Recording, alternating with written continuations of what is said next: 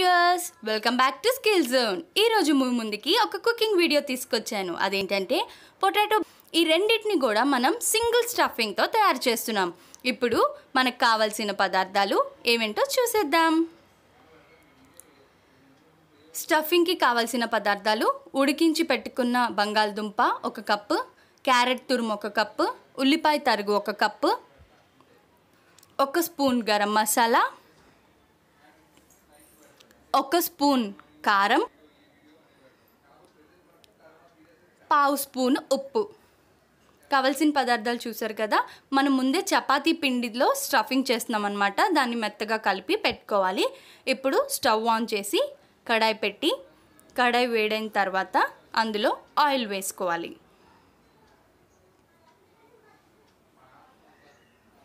ఇది స్నాక్గా తీసుకుంటే చాలా బాగుంటుంది. చాలా ఈజీ రెసిపీ కూడా. ఆయిల్ వేడెక్కిన తర్వాత ఉల్లిపాయలు వేసాము. ఉల్లిపాయలు త్వరగా వేగడానికి చిన్న టిప్ ఏంటంటే దాని మీద ఉప్పు చల్లితే త్వరగా వేగిపోతాయి ఉల్లిపాయలు. నేను స్టార్టింగ్లో మీకు చెప్పడం మర్చాను.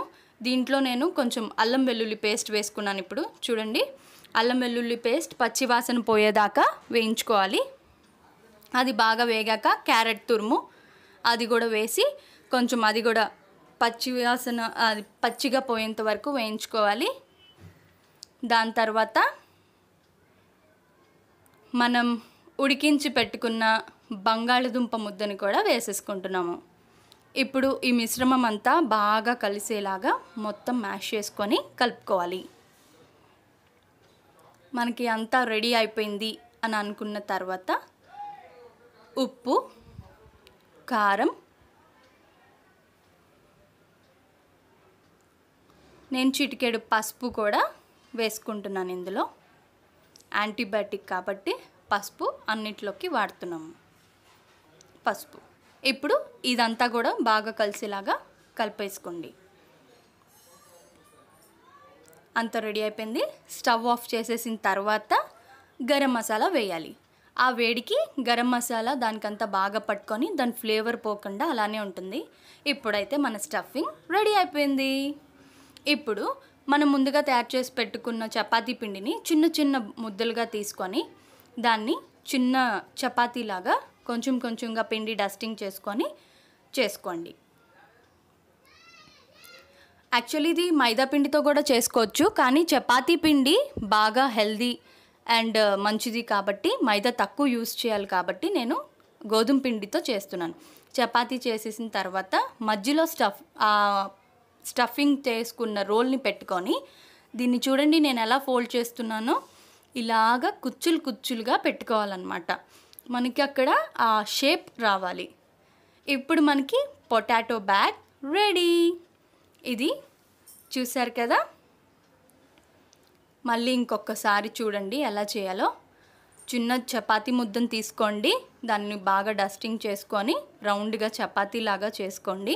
దాని మధ్యలో మనం ముందుగా తయారు చేసి పెట్టుకున్న స్టఫింగ్ని చిన్న బాల్ లాగా చేసి మధ్యలో పెట్టుకొని దాన్ని చిన్న చిన్న కుచ్చులుగా అలా ఫోల్డ్ చేసుకుంటూ మొత్తం రౌండ్ని అలా పైకి పెట్టేయాలన్నమాట. మనం వాటర్ ఏమీ యూజ్ చేయట్లేదు. మీరు చేత్తోనే కొంచెం గట్టిగా ట్విస్ట్ చేసి నొక్కితే అంతా అతుక్కుపోతుంది. ఇంకా మనకి కూర అసలు బయటికి రాదు. ఎంత ఈజీగా రెడీ అయిపోయినాయి చూసారా. ఇప్పుడు సమోసా ఎలా రెడీ చేసుకోవాలో చూడండి. ఒక చపాతీ చేసుకొని దానికి మధ్యకి కట్ చేసుకున్నాను. ఒక వైపుది ఫోల్డ్ చేసుకొని, నేను ఇక్కడ ఎక్కడా కూడా తడిపి పెట్టిన పిండిని కానీ వాటర్ని కానీ యూజ్ చేయట్లేదు. మన చేతిని గట్టిగా ప్రెసి కార్నర్స్ని ఫోల్డ్ చేస్తున్నాను. మధ్యలో ఫిల్లింగ్ పెట్టుకున్నాను. ఫిల్లింగ్ పెట్టుకున్న తర్వాత ఆ అదర్ సైడ్ని కూడా ట్రయాంగిల్ లాగా వచ్చేలాగా ఫోల్డ్ చేసి మొత్తం అంతా అతుక్కుపోయేలాగా బాగా నొక్కేస్తున్నాను. ఇంకా మనకి కూర అసలు బయటికి రాదు. సమోసా అయితే రెడీ అయిపోయింది. ఇప్పుడు ముందుగా రెడీ చేసి పెట్టుకున్న పొటాటో బ్యాగ్స్ని డీప్ ఫ్రై గోల్డెన్ బ్రౌన్ వచ్చేదాకా దాన్ని మనం తిప్పుకుంటూ వేయించుకోవాలి. చాలా చాలా టేస్టీగా ఉంటాయండి ఈ బ్యాగ్స్. పొటాటో, క్యారెట్, ఉల్లిపాయ మనకి రెగ్యులర్గా ఇంట్లో ఉండే ఐటమ్సే. ఇన్స్టెంట్గా తయారు చేసుకోవచ్చు. చాలా అంటే చాలా ఇష్టపడతారు పిల్లలు. మనకి గోల్డెన్ బ్రౌన్ వచ్చేసింది కదా. మనం స్ట్రైనర్లో తీసుకొని ఆయిల్ అంతా పోయేలాగా చూసుకొని తర్వాత మనం ఒక టిష్యూ పేపర్ వేసిన ప్లేట్లోకి తీసుకుందాము. సో దట్ ఎక్సెస్ ఆయిల్ ఏమన్నా ఉంటే అదంతా కూడా టిష్యూ పేపర్ తీసేసుకుంటుంది. ఆ తర్వాత దీన్ని మనం సర్వింగ్ ప్లేట్లోకి తీసుకోవచ్చు. చూడండి, ఇప్పుడు సమోసాస్ని కూడా మనం తయారు చేసి పెట్టుకున్నాం కదా, దాన్ని కూడా డీప్ ఫ్రైకి ఆయిల్లోకి వేసేద్దాం. రెండు వైపులా కూడా గోల్డెన్ బ్రౌన్ వచ్చే వరకు వేయించుకోండి. హెల్దీ అండ్ టేస్టీగా ఇంట్లోనే మనం తయారు చేసుకోవచ్చు. ఈ లాక్డౌన్ టైంలో మనకి ఇంట్లోనే ఉంటున్నాము, బయటికి వెళ్ళి తినాలన్న అవకాశము లేదు. ఇంట్లోనే చాలా హెల్దీగా తయారు చేసుకొని ఇంటిల్లు పాదితో ఎంజాయ్ చేయొచ్చు మన ఈ వెరైటీ స్నాక్స్ అన్నీ కూడా. చూడండి, కలర్స్ చేంజ్ అయిపోయింది, గోల్డెన్ బ్రౌన్లోకి వచ్చేసింది. దీన్ని కూడా మనం ఆయిల్ స్ట్రెయిన్ అయ్యేలాగా స్ట్రెయినర్లోకి తీసుకొని తర్వాత టిష్యూ పేపర్లోకి మార్చుకుందాము.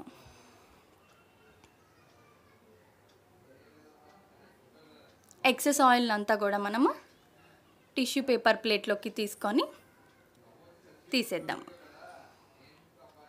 వేడి వేడి సమోసాలు టిష్యూ పేపర్లోకి తీసేసుకున్నాం, రెడీ అయిపోయినాయి.